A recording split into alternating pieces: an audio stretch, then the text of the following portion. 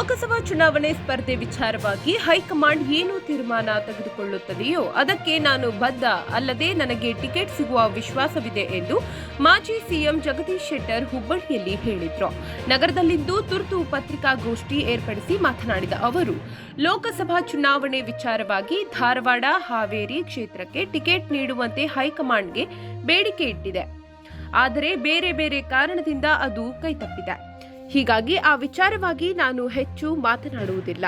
ಸದ್ಯ ಬೆಳಗಾವಿ ಲೋಕಸಭಾ ಕ್ಷೇತ್ರದ ಚರ್ಚೆ ನಡೆದಿದೆ ಎಂದರು. ಬೆಳಗಾವಿಯಲ್ಲಿ ಶೆಟ್ಟರ್ ಗೋ ಬ್ಯಾಕ್ ಅಭಿಯಾನದ ವಿಚಾರ, ಬೆಳಗಾವಿಯಲ್ಲಿ ಪರಿಸ್ಥಿತಿ ಸರಿ ಇಲ್ಲ ಅಂತ ಏನಿಲ್ಲ.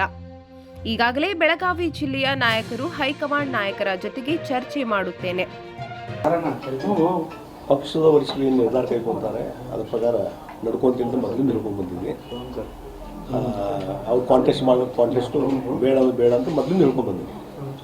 ಈಗ ಅದಕ್ಕೆ ಇನ್ನು ಇಲ್ಲಿದು ಹಾವೇರಿ ಮತ್ತು ಧಾರವಾಡದ್ದು ಡಿಸ್ಕಷನ್ ಆಗಿತ್ತು. ಅಲ್ಲಿ ಆಸಕ್ತಿ ಇದೇನೆ ಅಂತ ಹೇಳಿದ್ದಾರೆ. ಅದು ಬೇರೆ ಬೇರೆ ಕಾಣಿಸುವಾಗ ಅದು ಟಿಕೆಟ್ ಡಿಸ್ಟ್ರಿಬ್ಯೂಷನ್ ಮಾಡಿದ್ದಾರೆ ಈಗಾಗಲೇ. ಅದಕ್ಕೆ ಒಂದ್ಸಲ ಡಿಸ್ಟ್ರಿಬ್ಯೂಷನ್ ಆದಮೇಲೆ ಅದ್ರ ಬಗ್ಗೆ ನಾವು ಕ್ವಶನ್ ಮಾಡುತ್ತೇವೆ.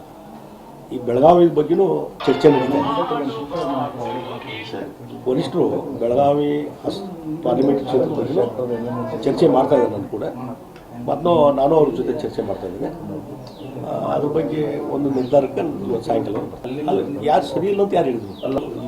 ಇಡೀ ಒಂದು ವ್ಯವಸ್ಥೆ ಅಲ್ಲ, ಕೆಲವೊಂದು ವ್ಯಕ್ತಿಗಳು ಆ ರೀತಿ ಪ್ರಕಟ ಮಾಡಿರ್ತಾರೆ. ಈಗ ಇದ್ರಾಗ ನೀವು ನೋಡಿದ್ರಲ್ಲ, ಎಲ್ಲಿ ತುಮಕೂರದಾಗ ಸೋಮಣ್ಣವ್ರಿಗೆ ಅಲ್ಲಿನೂ ಗೋಬ್ಯಾಕ್ ಅಂತ ಮಾಡಿದರು, ಎಲ್ಲೇ ಫೀಲ್ಡಿಗೆ ಇಳಿದು ಇದು ಮಾಡಿದ್ರು.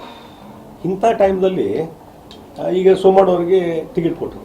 ಇಷ್ಟೆಲ್ಲ ಆದಮೇಲೆ ಈಗ ಅಲ್ಲಿ ಮತ್ತೆ ಯಾವುದೇ ಅಪಸ್ವರ ಇಲ್ಲ. ಹೀಗಾಗಿ ಇದು ಕೆಲವು ವ್ಯಕ್ತಿಗಳು ಕೆಲವು ಸಲುವಾಗಿ ಹಿತಾಸಕ್ತಿ ಮಾಡ್ತಾರೆ. ಆದರೆ ಜನರ ಮಾನಸದಲ್ಲಿ ಮತ್ತೊಂದು ಅಲ್ಲಿ ಪ್ರಮುಖರು ಆ ರೀತಿ ಇರುವುದಿಲ್ಲ.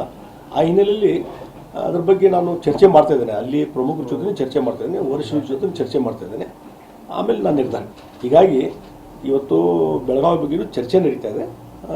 ವಿಲ್ ಡಿಸ್ಕಸ್ ಇಟ್, ಒಂದು ಡಿಸಿಷನ್ ಬರ್ತೀವಿ. ನೀವು ಬೆಳಗಾವಿಗೆ ಅಕಸ್ಮಾತ್ವಾಗಿ ಹೋದ್ರೆ ಸ್ಥಳೀಯ ರಾಜಕಾರಣದಿಂದ ವಿಮುಖರಾಗಲ್ಲ ನೋಡ್ರಿ. ಒಂದು ನಾನು ಹೇಳ್ತೀನಿ, ಇವತ್ತು ಇಲ್ಲೇ ಸ್ಥಳೀಯವಾಗಿ ಜನರ ಜೊತೆ ಒಡನಾಟ ಇದ್ದೇ ಇರ್ತದೆ, ಕಾರ್ಯಕರ್ತರ ಜೊತೆ ಒಡನಾಟ ಇರ್ತದೆ.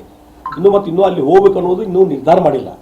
ಎಲ್ಲ ಕನ್ಸಿಡರ್ ನೋಡ್ಕೊಂಡು ಡಿಸಿಷನ್ ತಗೋ. ಇದೇ ವೇಳೆ ಅವರು ಶೆಟ್ಟರ್ ಕುಟುಂಬವನ್ನು ರಾಜಕೀಯವಾಗಿ ಮುಗಿಸಲು ಸಂಚು ರೂಪಿಸಲಾಗುತ್ತಿದೆ ಎಂಬ ಪ್ರಶ್ನೆಗೆ ನೋ ಕಮೆಂಟ್ ಎಂದು ಹೆಸರು ಹೇಳದೆ ಪರೋಕ್ಷವಾಗಿ ಪ್ರಹ್ಲಾದ್ ಜೋಶಿ ವಿರುದ್ಧ ಕಿಡಿಕಾರಿದ್ರು. 9 ಲೈವ್ ನ್ಯೂಸ್ ಹುಬ್ಬಳ್ಳಿ.